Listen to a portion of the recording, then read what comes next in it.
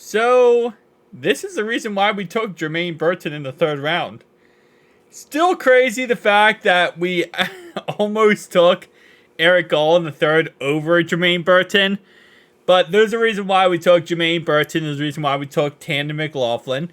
And the reason why is this right here. So, usage of 3+ wide receiver sets in 2023. We came in third. 81% of the time, we're using 3+ wide receiver sets. Now, you might say, well, that's because the fact that we don't really have a tight end. And last year, our tight end group was not really good at all. Drew Sample's not a receiving tight end.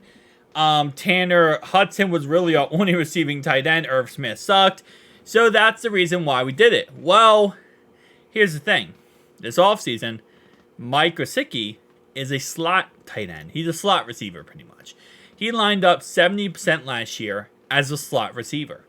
He's not a replacement for a tight end position. We're probably going to use him as a replacement for Tyler Boyd. So, other than him, Tanner Hudson's the same. Obviously, Drew Sample's the same. And Drew Sample's moving to fullback. And then Eric All, and Tanner McLaughlin. Tanner McLaughlin is going to be more of a slot guy anyway. He's a slot tight end.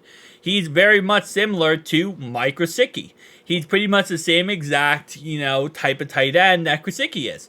So, Eric All, as long as he stays healthy, will be our only real pure tight end along with Tanner Hudson. So, I don't see us changing how we played last year in really any way possible. Now, I know last year we had Brian, this year we have Dan Pitcher, new OC, new, system, right? Not really. Dan Pitcher was our quarterback coach, who is now going to be our OC. And if anything is like how it was last year, and Zach Taylor's already came out and said he's not giving up any part of the play calling, it's going to be the same thing. It's going to be the same Zach Taylor offense, and the structure is not really going to change. You're going to see 3-4 wide receiver sets every single play, a lot of shotgun, maybe a little bit more under center, but a lot of shotgun overall wise, and very similar offense. And that's why, again, we picked up players like Jermaine Burton, so we can have those rotations. Or, again, if T. Higgins, knock on wood, it doesn't happen, but if he gets hurt sometime this season, then we have an option to replace him. And we don't feel like we're stuck or in, up S Creek without a paddle, right? So I don't see us changing this offense at all, because this offseason, we didn't really draft or sign players based to change it. We kind of signed players and drafted players to keep the same system going. Which, again, for Zach Moss, it kind of does suck in a way, because a number of running backs into loaded boxes, percentage of running backs in loaded boxes, we came in 64%, one of the lowest in the league here. So, and this is 7+ defenders in the box, which, again, something we have to fix is shutting down the run. And I think we will with Chris Jenkins and obviously Jackson. But yeah, so again, like I said, this is just like more reasons why Zach Taylor is still going to call the offensive plays. That's not going to change. Dan Pitcher, well, yes, he's there to be the offensive coordinator. It's not really going to change much. I don't think he is. And our offense is really set up to do the exact same thing it did last year. We have a lot of great receivers. And the good thing is now we have more rotation of guys. And it's very possible we do pick up another free agent wide receiver, especially just for rotation purposes.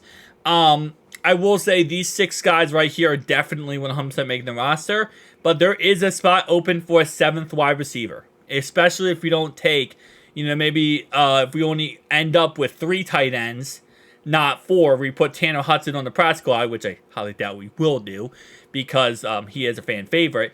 But if we did do something like that, we put probably not Eric All, but Tanner McLaughlin on the practice squad, there's a chance or possibility we could go ahead and carry another wide receiver, right? So it's going to be interesting to see how everything pans out.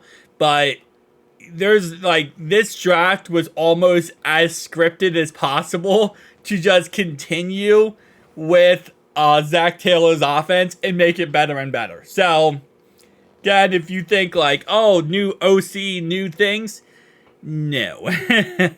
This is probably not going to be anything new when it comes to this offense. It's going to be very much the same.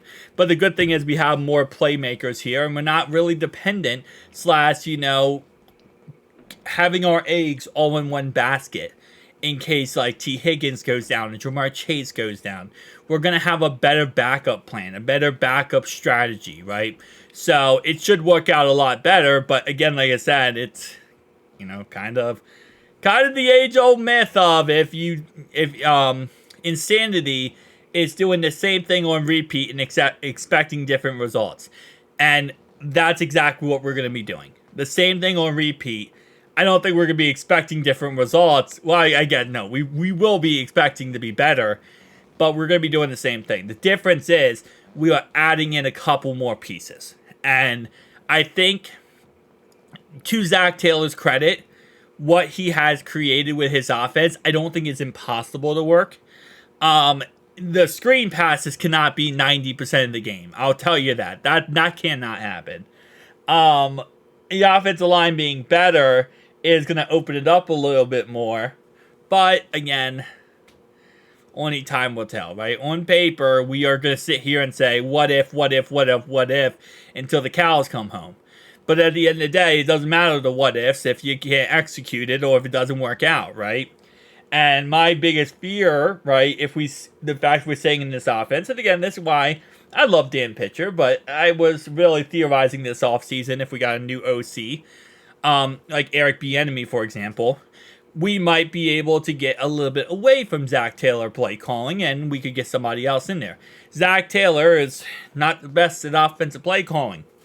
So, kind of hoping we could do that, but obviously, in the end, we're going to see how this all pans out, right? And hopefully it pans out really well, because we got to win a Super Bowl this year. This is our year to go win the Super Bowl and bring the Lombardi Trophy home to the Queen City.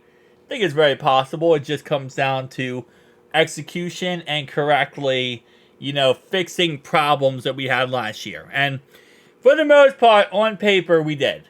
It just comes down to Big Dog Taylor figuring out this offense as much as possible, or some people are going to say, well, no, it's Dan Pitcher. Yeah, Dan Pitcher is the guy who's going to be calling the offense. He is the offensive coordinator. On paper.